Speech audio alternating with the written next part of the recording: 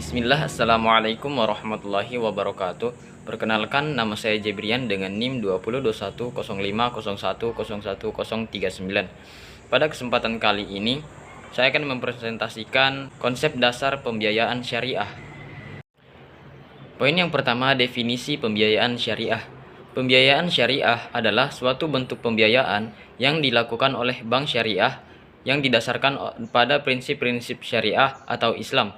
Pembiayaan syariah merupakan alternatif bagi masyarakat yang ingin melakukan transaksi keuangan dengan cara yang lebih adil dan tidak merugikan pihak lain. Kemudian poin selanjutnya ada prinsip pemberian pembiayaan syariah. Poin yang pertama, prinsip keadilan dan kesetaraan. Pemberian pembiayaan syariah harus dilakukan dengan prinsip keadilan dan kesetaraan, sehingga tidak ada pihak yang dirugikan dalam transaksi tersebut. Poin yang kedua, prinsip kerjasama dan saling menguntungkan. Transaksi pembiayaan syariah harus dilakukan dengan prinsip kerjasama dan saling menguntungkan antara pihak pemberi dan penerima pembiayaan. Poin yang ketiga, prinsip tanggung jawab. Pihak pemberi dan penerima pembiayaan harus memahami tanggung jawab mereka dalam transaksi tersebut, termasuk resiko yang mungkin terjadi. Poin yang keempat, prinsip transparansi. Transaksi pembiayaan syariah harus dilakukan dengan prinsip transparansi, sehingga semua informasi yang diperlukan dapat diakses dengan dipahami dengan jelas oleh kedua belah pihak. Yang selanjutnya, jenis pembiayaan bank syariah. Jenis pembiayaan berdasarkan tujuan penggunaan dapat dibedakan menjadi dua. Yang pertama ada pembiayaan konsumtif, yaitu pembiayaan yang diberikan kepada nasabah yang dipergunakan untuk membiayai barang-barang konsumtif. Pembiayaan ini umumnya untuk perorangan, seperti pembiayaan perumahan, pembiayaan mobil, pembiayaan multiguna, dan pembiayaan kartu pembiayaan. Kemudian yang kedua, pembiayaan komersial, yaitu pembiayaan yang diberikan kepada perorangan atau badan usaha yang dipergunakan untuk membiayai suatu kegiatan usaha tertentu. Jenis pembiayaan yang termasuk dalam jenis pembiayaan komersial, yang pertama ada pembiayaan mikro, pembiayaan usaha kecil, pembiayaan usaha menengah, dan pembiayaan koperasi. Kemudian jenis selanjutnya adalah jenis pembiayaan berdasarkan keperluan. Poin yang pertama ada pembiayaan modal kerja, yang kedua pembiayaan investasi, dan yang ketiga pembiayaan proyek. Kemudian jenis pembiayaan berdasarkan cara penarikan. Yang pertama sekaligus, yaitu fasilitas pembiayaan dengan penarikan yang dilaksanakan satu kali sebesar limit pembiayaan yang telah disetujui. Yang kedua bertahap sesuai jadwal yang ditetapkan, yaitu fasilitas pembiayaan dengan penarikan yang dilaksanakan sesuai jadwal yang ditetapkan oleh bank, baik berdasarkan tingkat kemajuan penyelesaian proyek maupun kebutuhan pembiayaan nasabah.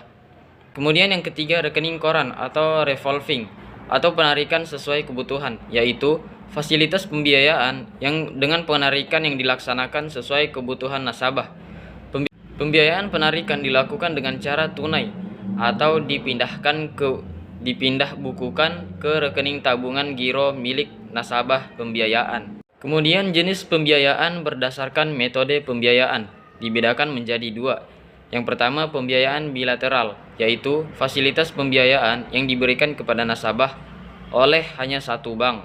Yang kedua pembiayaan sindikasi, yaitu fasilitas pembiayaan yang diberikan oleh dua atau lebih lembaga keuangan untuk membiayai suatu proyek atau usaha tertentu.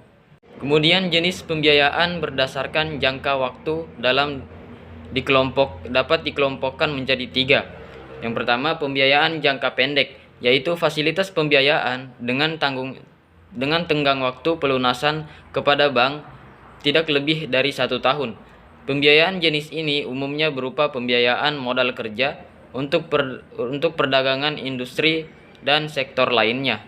Yang kedua pembiayaan jangka menengah, yaitu fasilitas pembiayaan dengan tenggang waktu pelunasan kepada bank lebih dari 1 tahun sampai dengan 3 tahun. Contoh pembiayaan jenis ini adalah pembiayaan yang untuk pembelian kendaraan, pembiayaan modal kerja untuk konstruksi.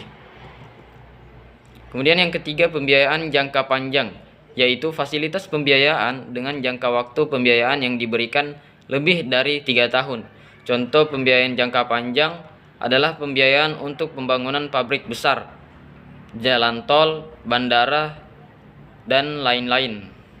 Kemudian jenis pembiayaan berdasarkan perjanjian atau akad dapat dikelompokkan menjadi 4. Yang pertama, pembiayaan berdasarkan perjanjian jual beli, yaitu fasilitas pembiayaan yang berlandaskan perjanjian atau akad jual beli antara bank dan nasabah pembiayaan. Dengan akad ini meliputi pembiayaan murabaha, istisna, dan salam. Poin yang kedua, pembiayaan berdasarkan perjanjian transaksi penanaman modal, yaitu fasilitas pembiayaan yang berlandaskan perjanjian atau akad penanaman modal bank kepada nasabah dengan nisbah bagi hasil yang disepakati bersama. Pembiayaan dengan akad ini meliputi pembiayaan mudharabah dan musyarakah.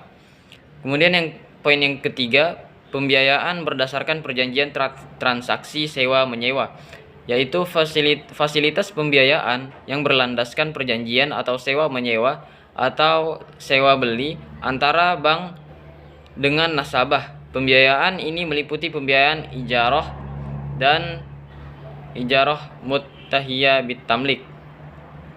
Kemudian poin yang keempat, pembiayaan berdasarkan perjanjian transaksi pinjam-meminjam, yaitu fasilitas pembiayaan berdasarkan perjanjian atau akad pinjam-meminjam antara bank dengan nasabah. Pembiayaan dengan akad ini disebut qard. Kemudian selanjutnya akad pembiayaan bank syariah. Poin yang pertama ada murabaha.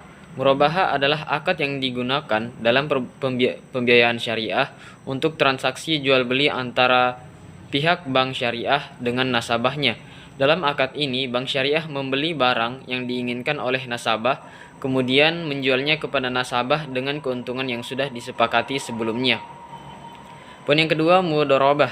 Akad yang digunakan dalam pembiayaan syariah untuk transaksi investasi antara pihak bank syariah sebagai pemilik modal dan nasabah sebagai pengelola modal. Keuntungan dari investasi dibagi sesuai dengan kesepakatan sebelumnya. Kemudian yang ketiga, musyarakah. Akad yang digunakan dalam pembiayaan syariah untuk transaksi kerjasama antara pihak bank syariah dan nasabah sebagai pemilik modal. Keuntungan dari transaksi dibagi sesuai dengan kesepakatan sebelumnya. Kemudian akad salam. Akad yang digunakan dalam pembiayaan syariah untuk transaksi jual beli produk-produk pertanian atau komoditas yang masih dalam proses produksi. Pihak pembeli melakukan pembayaran di muka dan pihak penjual menyepakati untuk menyerahkan produk tersebut di masa depan. Kemudian akad istisna. Akad yang digunakan dalam pembiayaan syariah untuk transaksi pembuatan barang, khususnya pembuatan barang khusus atau pesanan tertentu. Pihak pembeli melakukan pembayaran di muka dan pihak penjual menyepakati untuk membuat barang tersebut sesuai dengan spesifikasi yang diinginkan. Kemudian akad ijarah. Akad ijarah yang digunakan dalam pembiayaan syariah untuk transaksi penyewaan atau penggunaan barang atau jasa. Pihak penyewa membayar biaya sewa kepada pihak pemilik barang atau jasa tersebut. Kemudian akad qard. Akad yang digunakan dalam pembiayaan syariah untuk memberikan pinjaman uang tanpa bunga atau penghasilan tambahan lainnya. Pihak pemberi pinjaman meminjamkan uang kepada pihak peminjam untuk digunakan dalam kepentingan yang sudah disepakati sebelumnya. Kemudian yang terakhir, kolektibilitas atau kualitas pembiayaan bank syariah. Kolektibilitas atau kualitas pembiayaan bank syariah adalah kemampuan nasabah untuk membayar kembali pinjaman atau pembiayaan yang diberikan oleh bank syariah. Kualitas pembiayaan yang baik adalah yang dapat dibayar kembali sesuai dengan jangka waktu yang disepakati dan sesuai dengan prinsip syariah yang diterapkan oleh bank syariah. Jika pembiayaan tidak dapat dibayar kembali, maka bank syariah harus melakukan tindakan yang sesuai dengan prinsip syariah untuk mengambil kembali haknya. Untuk menjaga kolektibilitas dan kualitas pembiayaan, bank syariah harus melakukan analisis risiko kredit yang cermat terhadap peminjam dan bisnis yang dibiayai. Selain itu, bank syariah juga harus memastikan bahwa pembiayaan yang diberikan sesuai dengan prinsip-prinsip syariah dan tidak melanggar hukum yang berlaku. Sekian dari saya. Wassalamualaikum warahmatullahi wabarakatuh.